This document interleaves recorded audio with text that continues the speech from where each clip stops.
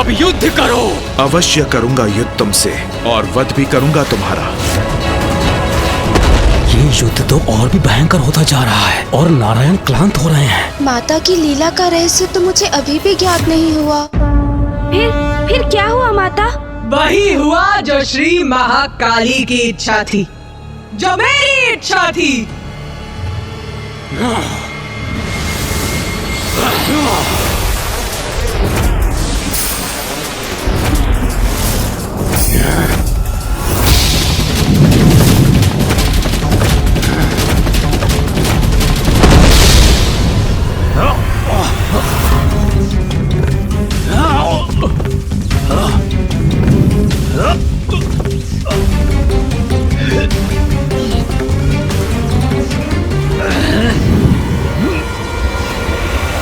युद्ध तो और भी भयंकर होता जा रहा है और नारायण क्लांत हो रहे हैं। मुझे समझ में नहीं आ रहा है कि इन असुरों का अंत क्यों नहीं हो रहा है। माता का आदेश था कि तुमसे युद्ध करना है। माता का आदेश? यही कहा था इन असुरों ने। माता के आदेश से ही ये नारायण से युद्ध कर रहे हैं, अर्थात माता की इच्छा से ही इनका वध भी होगा।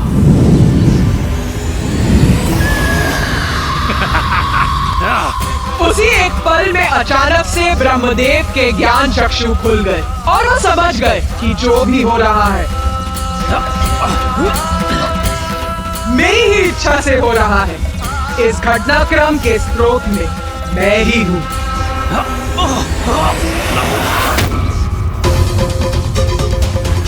श्री महाकाली, हमको जन्म देने वाली देवी महाकाली, आप ही स्वधा, आप ही वशकार हो।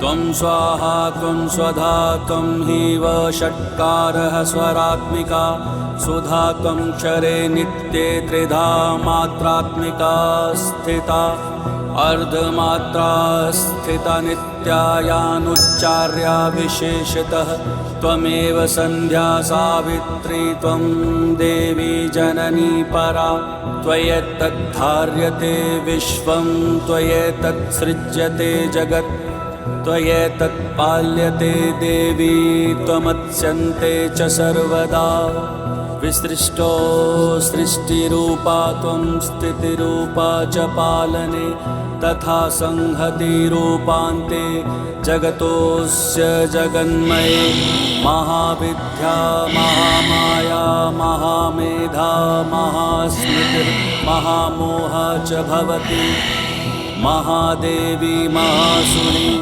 प्रकृतिस्त्वं च सर्वस्य गुणत्रयविभाविनी कालरात्रिर्महारात्रिर्मोहरात्रिश्च दारुणा त्वं श्रीस्त्वमीश्वरी त्वं ह्रीस्त्वं बुद्धिर्बोधलक्षणा लज्जा पुष्टिस्तथा तुष्टिस्त्वं शान्तिक्षान्तिरेव च खड्गिनी शूलिनी घोरा गदिनी चक्रिणी तथा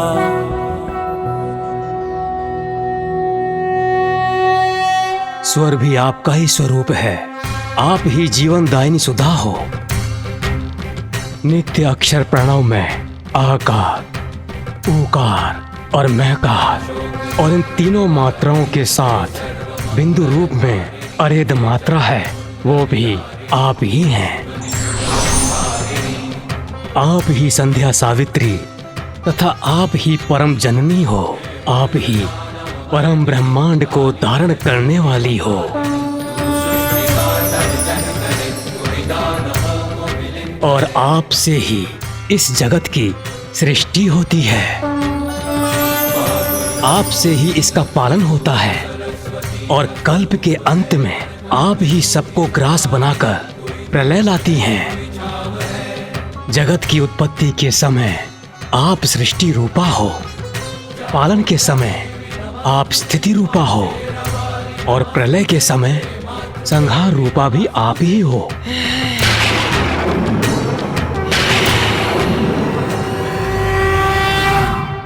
देवी, आप ही काल रात्रि, मोहरात्रि और महारात्रि हो। आप ही श्री ईश्वरी ह्रीं और बोध रूपा बुद्धि हो। लज्जा, पुष्टि, तुष्टि, क्षमा और शांति आप ही हो। संसार में जो कुछ भी है और उनकी जो भी शक्ति है सब आप ही हो माता। मैं तुच्छ आपकी क्या स्तुति कर सकता हूँ। आपने ही मुझे और नारायण को हमारा अस्तित्व प्रदान किया, फिर मुझ में इतना सामर्थ्य कहाँ जो मैं आपकी स्तुति कर सकूं। हे देवी, आप तो अपने उदार प्रभावों से ही प्रशंसित हो। रक्षा करो माता, रक्षा करो माता। माता रक्षा करो इन दोनों असुरों मधु और कैटभ, जिनका जन्म आपकी ही शक्ति से हुआ है। इन्हें मोह में डालकर नारायण के द्वारा इनके वध का उपाय करो माता। रक्षा करो माता, रक्षा करो माता। ब्रह्मदेव, मैं तुम्हारी स्तुति से प्रसन्न हुई। चिंता मत करो, माँ सदैव अपनी संतानों की रक्षा के लिए तत्पर रहती। मैं ही महामाया हूँ और अपने महामाया स्वरूप में मैंने जो आरंभ किया था मैं ही उसे संपन्न करूंगी। तुम हमें नहीं रोक सकते विष्णुदेव। हम विजयी होकर रहेंगे। पुत्र मधु, पुत्र कैटभ। माता,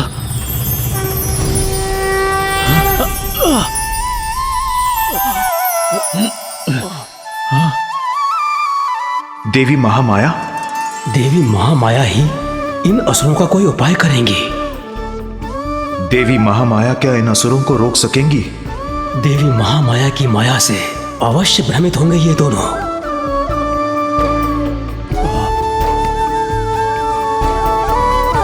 प्रणाम माता।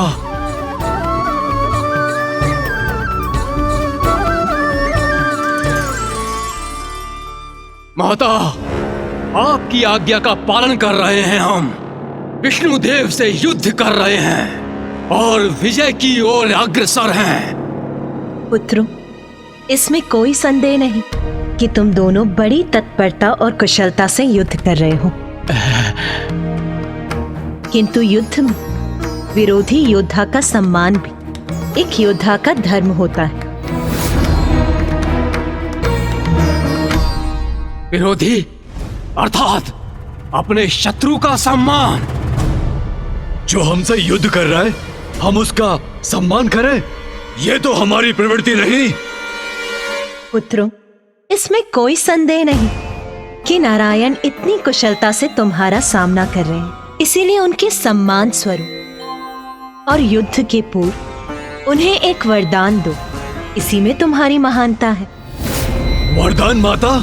हम अपने शत्रु को वरदान दें? हाँ पुत्रों, तुम दोनों अपनी अपार शक्ति प्रमाणित कर चुके हो। नारायण ने अनेकों बार तुम्हारा वध किया, किंतु तुम पुनः जीवित हो गए।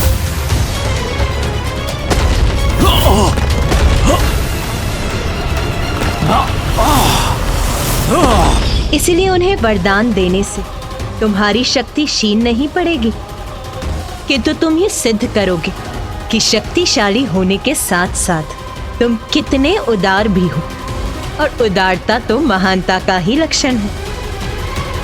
जैसी आपकी आज्ञा माता।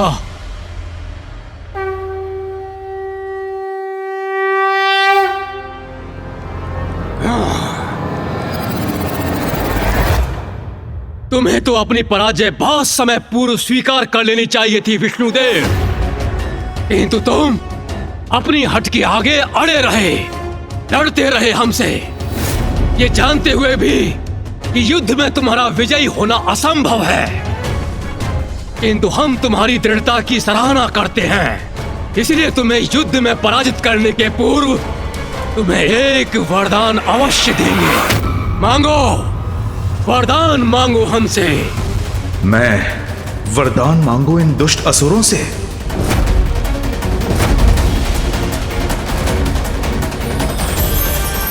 मैं समझ गया, ये आपकी ही लीला है देवी। वही होगा जो आपकी इच्छा है।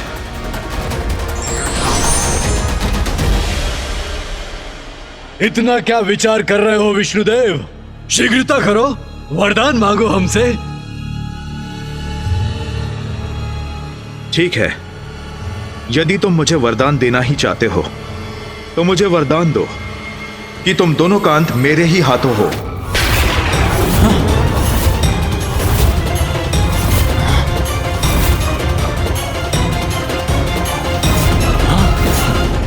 हमारा अंत हो इसके हाथों। हम तो इसका अंत करेंगे, फिर ये हमारा अंत कैसे कर सकता है? राता कैटअप, ये कैसा वरदान मांग लिया विष्णु ने?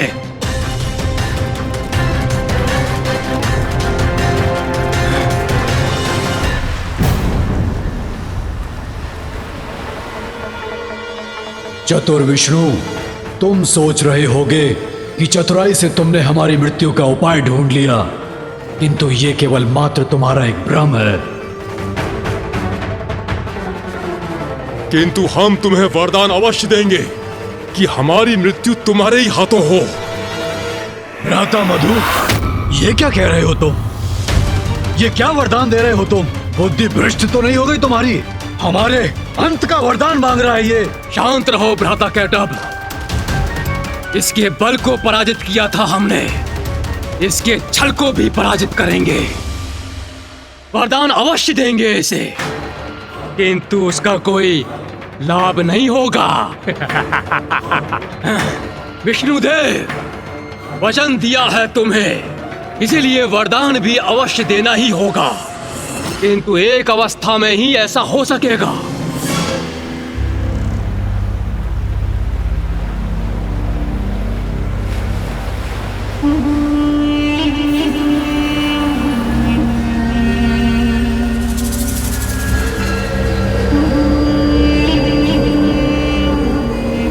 हम तुम्हें वरदान देते हैं कि हमारा वध तुम्हारे हाथों होगा, किंतु तुम जल में हमारा वध नहीं कर सकोगे। जल में हमारा वध नहीं कर सकोगे। जल में हमारा वध नहीं कर सकोगे।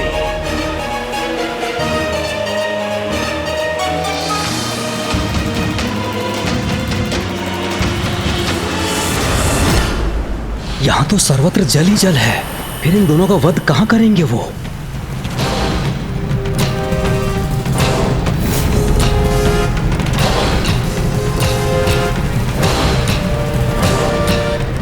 बताओ, स्वीकार है हमारी चुनौती या फिर भयभीत हो गए? स्वीकार है, स्वीकार है, स्वीकार है। तो प्रतीक्षा क्यों कर रहे हो? आगे बढ़ो, आओ वध करो हमारा। किंतु यदि मामा जी उनका जल में अंत नहीं कर सकते थे तो फिर ये कैसे संभव था? वहाँ तो जल ही जल का विस्तार था। मैं कुछ समझा नहीं माँ। आपने ही मधु और कैटअप को मामा जी को वरदान देने का सुझाव दिया और मामा जी को मधु कैटअप से ये वरदान मांगने के लिए प्रेरित किया कि वो उन दोनों असुरों का अंत कर सके। और फिर मधु ने वरदान भी दिया, किंतु ऐसी स्थिति के साथ जिससे मामा जी द्वारा उनका वध करना असंभव हो जाए। गणेश जी का प्रश्न तो सर्वथा उचित। ऐसी अवस्था में नारायण ने उन असुरों का वध कैसे किया होगा? गणेश के इस प्रश्न का उत्तर देवी श्री महाकाली के द्वारा ही दिया जाना उचित है। उचित किया मैंने। मेरा रहस्य समझना चाहते हो ना? समझ गणेश, समझ मेरी इच्छा के पीछे छिपे कारण को। यही मेरी लीला है और यही मेरी माया। माता की लीला का रहस्य तो मुझे अभी भी ज्ञात नहीं हुआ। यही तो है देवी महाकाली की लीला, जिसका रहस्य समझना सरल नहीं। उनके संकेत से ही मुझे सफलता का उपाय प्राप्त हुआ। इतना स्तंभित क्यों खड़े हो नारायण? क्या हुआ? हमारी दान वीरता से स्तब्ध हो क्या? अरे तुमने वरदान मांगा और हमने दे दिया, तो आओ अब युद्ध करो। करूंगा, अवश्य करूंगा युद्ध तुमसे, और वध भी करूंगा तुम्हारा। आओ वध करो हमारा। किंतु वहीं जहां थल जल में डूबा ना हो, सर्वप्रथम ढूंढो वो स्थान और तब अंत करो हमारा।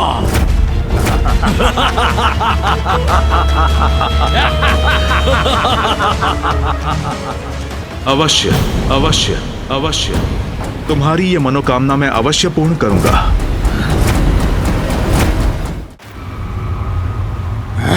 राता कैटअप, इसके छल का तो उचित उत्तर दिया मैंने। फिर क्या कारण है विष्णुदेव के इस विश्वास का कि वो अब भी हमारा वध करने में सक्षम है? ये तो मैं भी नहीं समझ पा रहा हूँ भ्राता।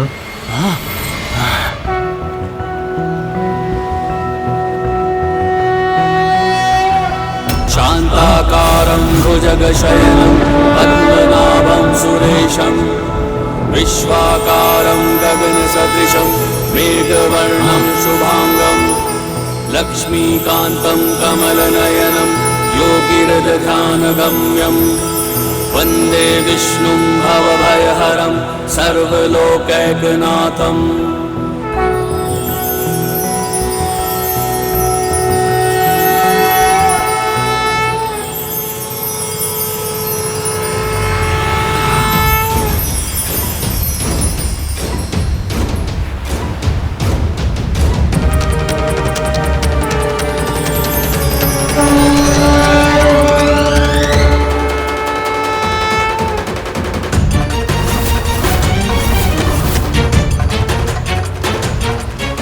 आपके विराट रूप के दर्शन पाकर मैं धन्य हुआ श्री महाविष्णु।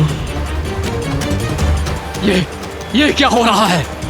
विष्णु ने अपना आकार इतना विशाल कैसे कर लिया? भ्राता मधु, वो तो मुझे भी ज्ञात नहीं, किंतु उचित प्रकार से मैं विष्णु को देख भी नहीं पा रहा हूँ।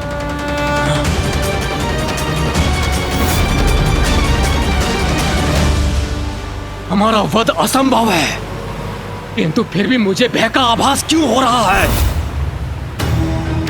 भ्राता मधु, भयभीत तो मैं भी हो रहा हूँ। कदाचित इसका कारण विष्णु का ये विकराल रूप है। अपने भय को मिटाना होगा हमें, तभी विजयी हो सकेंगे हम।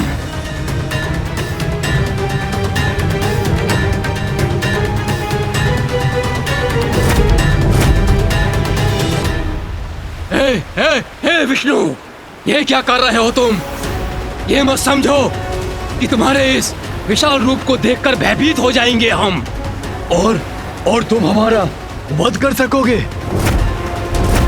स्मरण रहे, स्वीकार किया था तुमने, जल में हमारा वध नहीं करोगे तुम, इसलिए तुम हमारा वध नहीं कर सकते। हाँ, क्योंकि यहाँ तो सर्वत्र जल ही जल है, और यदि आप अपने विशाल आकार से हमें भयभीत करना चाहते हो तो मत भूलो, हम भी विशाल आकार ले सकते हैं।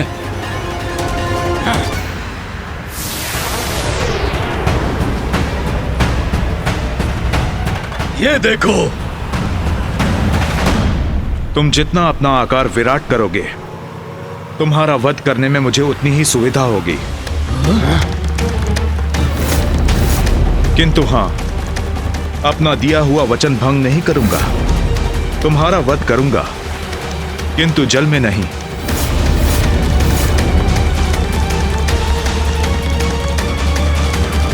भ्राता कैटअप, हमारे विशाल होने से इसे सुविधा होगी। हाँ भ्राता मधु, हम और विशाल नहीं होंगे।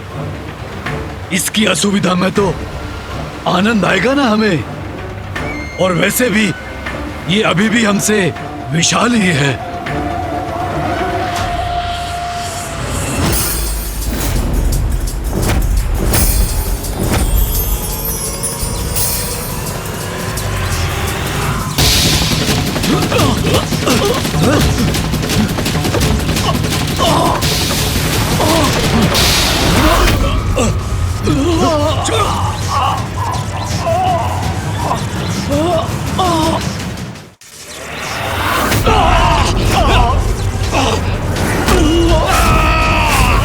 तुमने अपनी ओर क्यों खींच लिया हमें? दूर से युद्ध करो हमसे।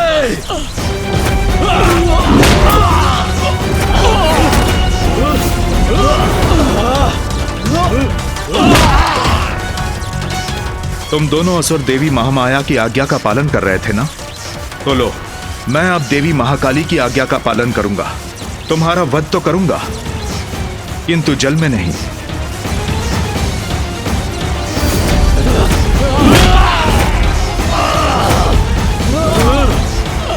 अरे ये क्या कर रहे हो? मुक्त करो मुझे। अब तुम दोनों का अंत होगा।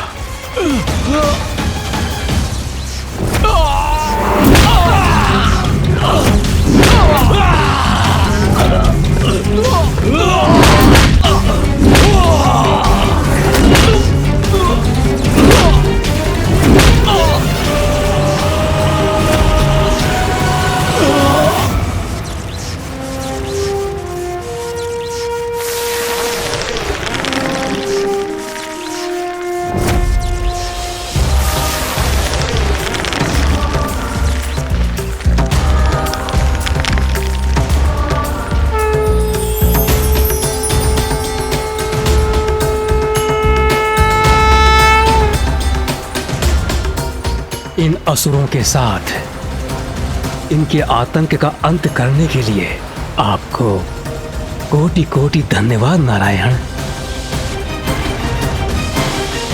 माता, आपने ही मधु और कैटअप को उत्पन्न किया। जब उनका अंत ही होना था तो आपने उन्हें जीवन दिया ही क्यों?